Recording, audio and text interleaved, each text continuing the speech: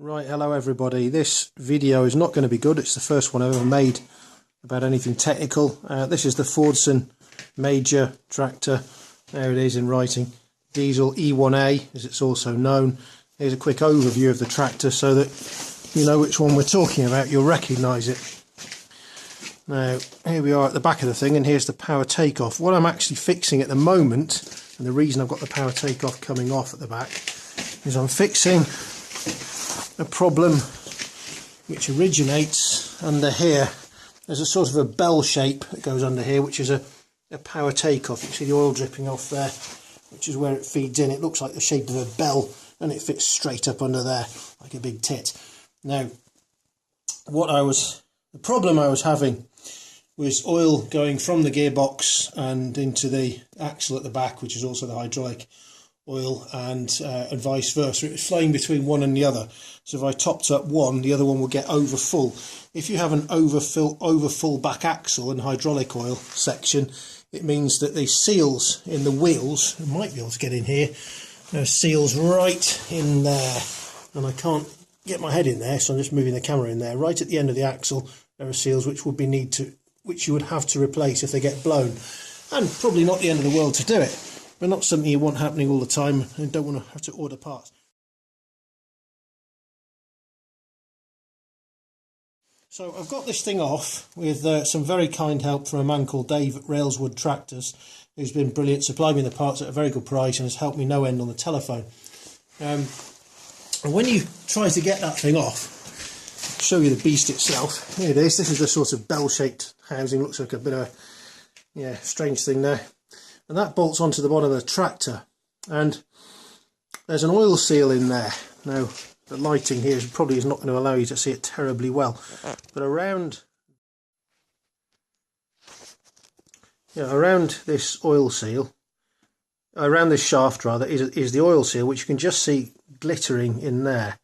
That's got to come out. Now, to get that out, my understanding is, because I haven't done it yet, on this end of the beast there's a circlet, which there is.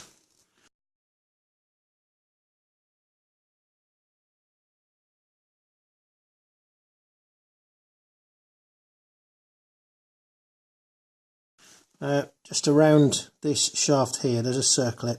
You take that circlip off and you push the shaft out.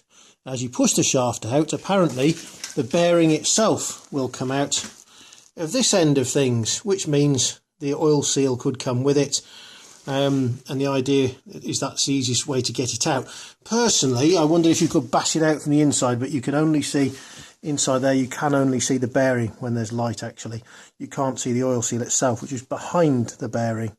So what I'm thinking about doing now is going in this end of things with something sharp and trying to hook the oil seal and pull it out like that and push the other one in without moving the shaft, because I've never taken it out and I'm not entirely sure how to do it, and I don't want to make things, I think it's just taking off that circlip, but I don't want to make any false promises.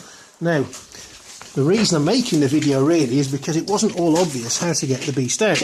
Once you have this assembly on the bottom of the tractor here, it bolts up and it bolts in. See those two holes? Once you've got those bolts out, the thing's hanging there and you can't get it off. You think, what the devil's going on here? And what it is the power takeoff shaft comes straight out of this hole on the right. It comes this way out of this shaft hole here. So you have to withdraw it before you can take off this little dome assembly at the bottom, which don't know the proper name for it, but a lot of people refer to it as part of the power takeoff.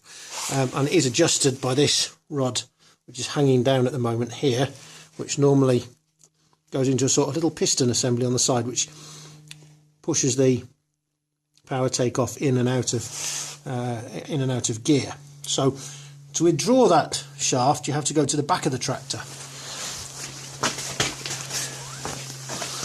Here we are at the back, and this is the power takeoff assembly, if you like. And I thought, well, okay, I'll take off these 10 bolts, whatever, 2, 3, 4, 5, 6, 7, 8 bolts, and then I might be able to withdraw it. Well, that's not right. That's just a cover which allows you to put in this part of the gear. So I think it does have to come off anyway. It certainly makes the weight easier.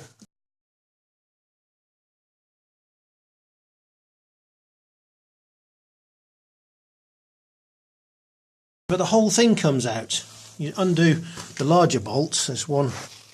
How do I make it visible? Obviously there's one here, and a couple lower down on the outside of the thing. Here and here. That's 4 bolts. Right. And when you take those out, that allows you to take the entire mechanism out.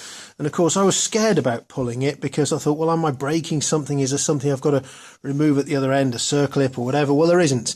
You just literally pull this assembly backwards together with this power takeoff lever, and you pull it back about, well, how far have I gone? About 6 inches. I was told to take it back about 4 or 5, and I was told not to worry about it coming much further out because it's easy to push back in.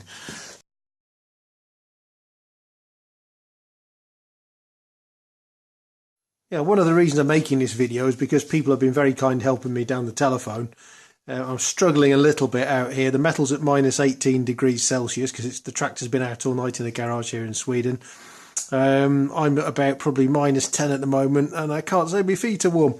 So I want to do this as soon as possible, quickly as possible, and I want to film this so other people understand in the future. So, because it's actually quite, like everything, once you've had it apart, it's all quite simple. So what I've ended up having to do here at this end of things, there's a circlip on here. Now, my understanding was to take that off. I've taken that off, and it hasn't done an awful lot because when I've hit the whole assembly from the other end, turn it around from this end with a hammer, just a mallet like this, tappity tap, nice and gentle and smooth. As was rightfully said on the phone, the bearing will probably pop out. Well, it has at that end, and there's a bearing in there, that bearing there, which has popped out of its housing. And what I'm not sure about at this stage, and what I'll have to show you soon, is that you can see the oil seal around the shaft there, but is that a blanking plate before the oil seal, or is that the oil seal itself?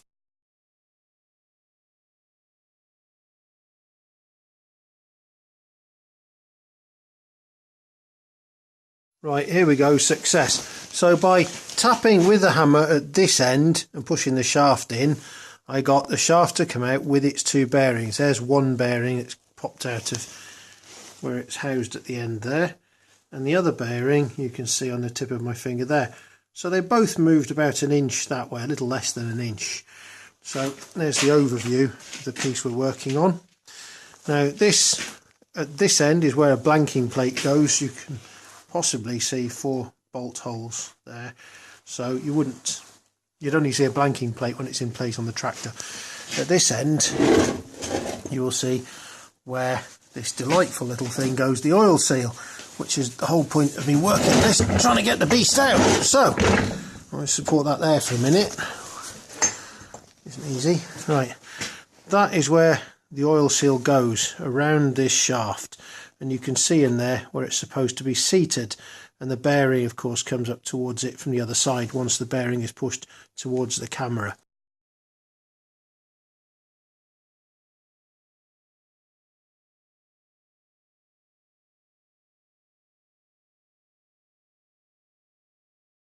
An idea of the oil seal that came out.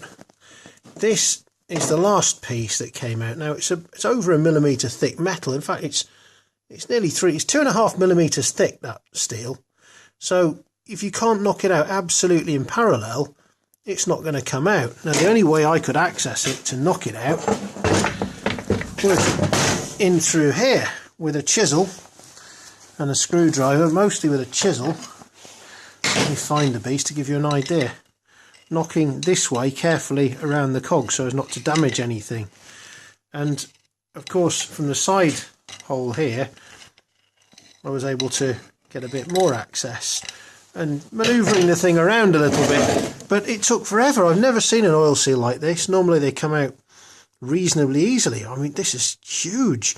And then on top of that there was another piece and another thick metal piece and a rubber plate and a metal shield and a metal shield. I think I've got everything now, and you see there's the thickness of the rubber. It's a couple of mil thick, but that's an incredible oil seal. And I have to say I'm very, very grateful to Dave at Railswood Tractors, because he's talked me through this and told me which way the oil seal had to come out. Because of course when you've got to get take a hammer to something, you're nervous, you don't want to break anything, and I wasn't sure in the end if the oil seal had to go in through the top here, through here, by removing all of these cogs, and it doesn't. It really doesn't, thankfully. But you know, you get nervous. There's more parts of the oil seal. My goodness, I know there's another one of those somewhere. There's the other one. Two cog-shaped things, totally separate rings were in there, plus the metal coil springs, of course, that were in here. So that whole bunch, look at that. It's like a scrapyard.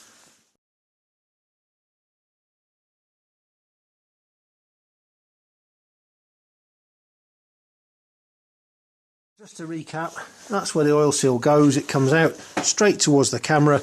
This is where the continues onto the power takeoff, which is one long rod which goes through to the power takeoff at the back of the tractor.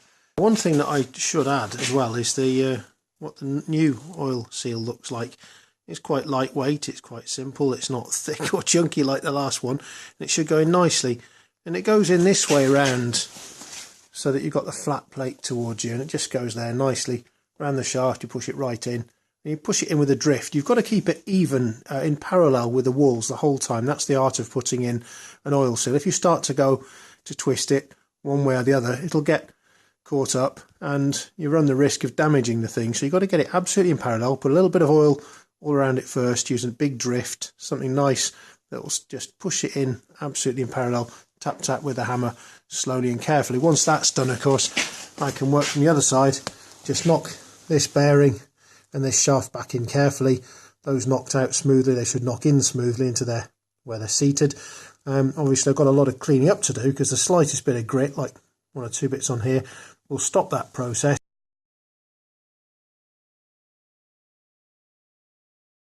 It was minus 22 point something degrees last night, so the metal and the tractor are at that temperature. So I'm not warm again, but I'm cracking on. And I wanted to make a point about the depth of these bearings now. You can see that the bearing here, if you can see on the video, it's about a millimetre below the place where it's supposed to sit. It's seating here. And if you look at this outside part, which will bolt on there this way up, you can see it's got a flange on it. So obviously that bearing has got to be recessed by the thickness of that flange, which is about 7 millimetres. So I've got to knock that distance from there to there. Got to knock that bearing down that much. Now what I should have done, just as when taking everything apart, was take lots of photos. And I've got lots of videos of this, which are not always so easy to watch on the phone as you're working. But a few still photos make everything easier. I should have noted really how deeply that has got to go. But it's obvious anyway from this outer ring, this blanking plate that goes on the end. Now to get these bearings in, what I've been doing is just tapping them very gently, partly in the middle. I've been working very slowly, gently around the edge. Really should use a piece of aluminium in the way, or a piece of wood, so that it can't damage the bearing. But I've just been very, very careful because I've done this job many times before. When it got to the inside bearing, which you can see shining in there, that is still standing fairly proud at the moment, but it was right out. There was a little trouble getting it over the lip to get that into its seating, although the top bearing was going in okay. So I had to be very careful with that. And just tapping the thing ever so gently and making sure it was completely level. And I put this whole assembly on its side. I put it over there so it would weigh the bearing down a little bit to hopefully joggle it up to one side. And I turned it up the other way so that it was lying that way. And I moved it around, trying to move the weight of these cogs, which are pretty heavy, pretty substantial actually, with the idea that it would get that bearing just over the lip and started off so it was going in totally parallel with the top one, and that's worked fine. Yeah, with regard to this little O-ring here that goes around the top, I really struggled to get that off. I have some O-ring pliers, but not the correct ones actually for this type of O-ring, and I had to do it with a couple of small screwdrivers. And it's not like the modern O-rings that have a little indentation here that makes it easy to get a screwdriver under, or two or three. And no holes in the end, so it was a struggle. And putting it back is really not a perfect idea. You can see it's a bit loose. It's been a bit deformed whilst taking it out. But looking at it, can I reasonably get that off when I struggle to get it off? No. So I think it's a reasonably safe bet. Not a perfect idea, because in terms of risk assessment, if it did fall apart and got caught in that bearing, it could make a real mess of this whole gearbox. But it's on a part of the tractor where I can reasonably or easily take off this end cover and replace it at any time. So I'll probably send off for a new circlip there and sort that out soon. What is interesting is that this end cap didn't have any kind of gasket or seal when I took it off. No O-ring, no nothing, which is a little bit surprising. But it's a fairly tight fit, so I'll pop it back in. And again, if it does leak, it's easy to whip off and to put another seal in there, or to make one. And the reason I'm not making one is partly because I believe it's supposed to press against this bearing and just hold it exactly where it should be.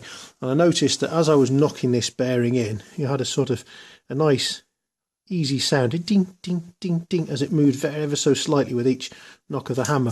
And the moment the bottom bearing touched its seating, was fully seated, it changed to a ding, ding, dong, a high-pitched ting, and you could feel and you could hear the difference immediately, so you know when the bearing is seated. Interestingly, when I pop this on, there is a very slight gap there. Now, I'm not sure exactly why. Maybe designed in, or it may be that because from knocking the shaft, I've moved the bearing slightly. It's a pressed-on bearing onto that shaft, so it shouldn't move easily, but it might have moved a little. But as I tighten this up, of course, I think it'll just push that bearing not even a millimetre down into exactly where it should be. Now, I should perhaps reiterate that this circlip in here did not need to come off. Actually, I wasted a fair bit of time on that in my ignorance. And as I tightened this plate down, which has the lip on it, it did push down on the bearing, and you could hear it going just little clicking noises as it pushed it down nicely. And I was worried that the end of the shaft might interfere with this plate and it wouldn't turn properly, but turning it around, it feels fine to me. It's going nicely, so no worries there.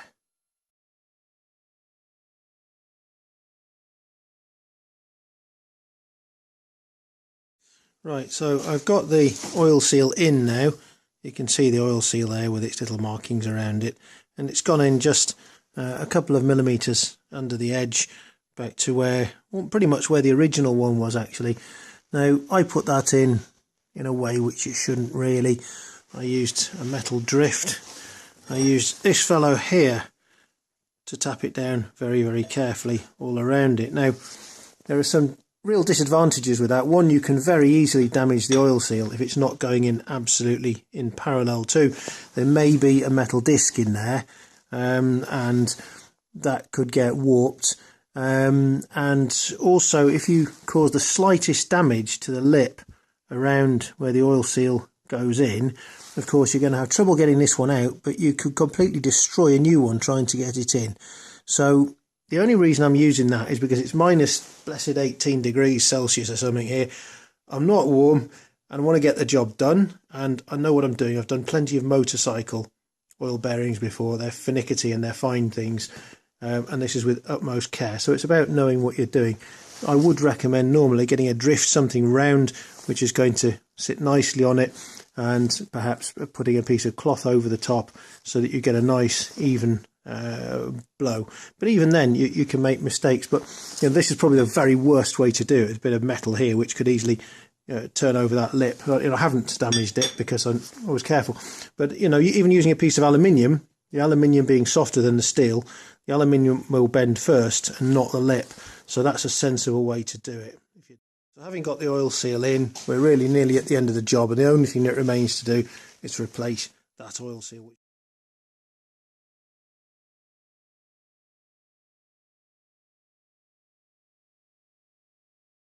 You can see the old one there.